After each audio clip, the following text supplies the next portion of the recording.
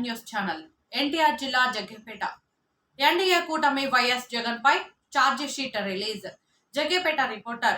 NDA కూటమి ఈ రోజు రాష్ట్ర వ్యాప్తంగా వైఎస్ జగన్మోహన్ రెడ్డిపై ఛార్జ్ షీట్ రిలీజ్ చేస్తుందని అధ్యక్షులు నెట్టం రఘురాం తన స్వగృహంలో జరిగిన పాత్రికేయుల సమావేశంలో తెలిపారు. భారతీయ జనతా పార్టీ తరపున అన్నపాగా శ్రీకాంత్ మాట్లాడుతూ, ఈ ఛార్జ్ షీట్ ద్వారా బానిస సంఖ్యలకు విముక్తి కలుగుతుందని, ఈ రాష్ట్రాన్ని జలగల పీడించిన ముఖ్యమంత్రి జగన్మోహన్ రెడ్డి పీడ వదిలిపోతోందని, జగన్మోహన్ రెడ్డి దేశంలో రాష్ట్రాన్ని అవినీతి కూపంలో 3వ స్థానంలో ఉంచాడని ఆయన దుయ్యబట్టారు.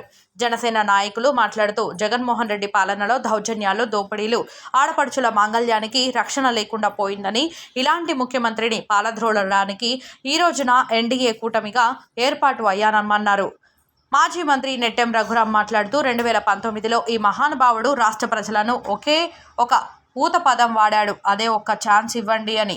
ఆ ఒక్క ఛాన్సే నేడు రాష్ట్రాన్ని 100 సంవత్సరాల చరిత్రను వెనక్కి తీసుకెళ్లాడని, ఇలాంటి వ్యక్తి మరలా ఈ రాష్ట్రానికి ముఖ్యమంత్రి అయితే కనీసం ఇక ప్రజలు బతకలేరని, ఇప్పటికే సగటు మనిషిపై 13.5 కోట్ల రూపాయల అప్పులు ఉన్నాయని, అవినీతి, అక్రమాలు, దౌర్జన్యాలు, దోపిడీలు, అప్పులపై ఈ ఛార్జ్ షీట్ ద్వారా గడప గడపకు, ఇంటింటికి వెళ్లి ప్రచారం చేస్తామని అన్నారు. ఈ కార్యక్రమంలో రాష్ట్ర నాయకులు ముల్లంగి రామకృష్ణారెడ్డి, కన్నబోయిన రామలక్ష్మి తదితరులు పాల్గొన్నారు. ఇచ్చినటువంటి రిజర్వేషన్ అది ఎటుపోయిందో కనపడలేదు. ఈ రోజుకి అది అమలు కానటువంటి పరిస్థితి మనకు చూస్తూ ఉన్నాం. అలాంటిది మరి ఈ విశ్వాసఘాతకానికి జగన్ ట్రేడ్ మార్కుగా అని చెప్పటానికి ఇంకా చాలా ఉదాహరణలు ఉన్నాయి. ఏమేమిటనంటే, వివేక హత్య అది ఈ రోజుకి అతిగతి లేదు. అలాగనే మరి అమరావతి రాజధాని ఎక్కడికి పోయిందో తెలియదు. 3 రాజధానులు అన్నటువంటి పేరు మీద అది పూర్తిగా శిథిలమైపోయింది. ఈ రోజున అమరావతి మనం చూస్తూ ఉన్నాం. అలాగనే దాదాపు 3,000 కోట్లతోటి రైతులకి ధరల స్థిరీకరణ నిధి ఏర్పాటు చేస్తారన్నాడు. అది ఎక్కడా కూడా ఈ రోజుకి బడ్జెట్లో ఎక్కడా మనం చూడలేదు.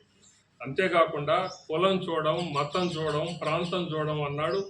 మరి అనేక రకాలుగా ఈ రోజున మత విద్వేషాలు, అలాగనే ప్రాంతీయ విద్వేషాలు, 3 రాజధానుల పేరు మీద ప్రాంతానికి కూడా మరి విద్వేషాన్ని రగిల్చేటటువంటి ప్రయత్నం చేయటం చూసాం మనం. అంతేకాదు, ఉద్యోగుల పట్ల ఫ్రెండ్లీగా ఉంటాను అన్నటువంటి వాడు ఈ రోజున ఉద్యోగస్తుల్ని బానిసలుగా ఆయన మరి వ్యవహరిస్తూ ఉన్నటువంటి పరిస్థితిని మనం చూస్తూ ఉన్నాం. మరి అతని మేనిఫెస్టో ఏమన్నాడు? భగవద్గీత, బైబిలు, అలాగనే ఈ యొక్క ఖురాన్ అని చెప్పాడు.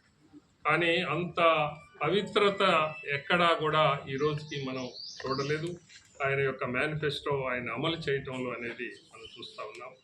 అంతేకాకుండా ఈ ఆర్టికల్ 293 నిబంధన ఏదైతే ఉందో రాజ్యాంగంలో, దాన్ని బేఖాతరు చేస్తూ ఎఫ్ఆర్బిఎం పరిధికి మించి రుణాలని తీసుకుంటూ మరి రుణభారాన్ని పెంచినటువంటి పరిస్థితిని మనం చూస్తూ ఉన్నాం. మనం ఈ రోజున చూసినట్లయితే ఈ రాష్ట్రం యొక్క నెల ఆదాయం 7,900 కోట్లు. అలాంటిది ఈ 23-24వ సంవత్సరానికి అతను తీసుకున్నటువంటి అప్పు, అంటే అడుగుతున్నటువంటి అప్పు మనం చూస్తే నెలకి 7,800 కోట్ల రూపాయలు అడుగుతాం. గత సంవత్సరం 68,500 కోట్ల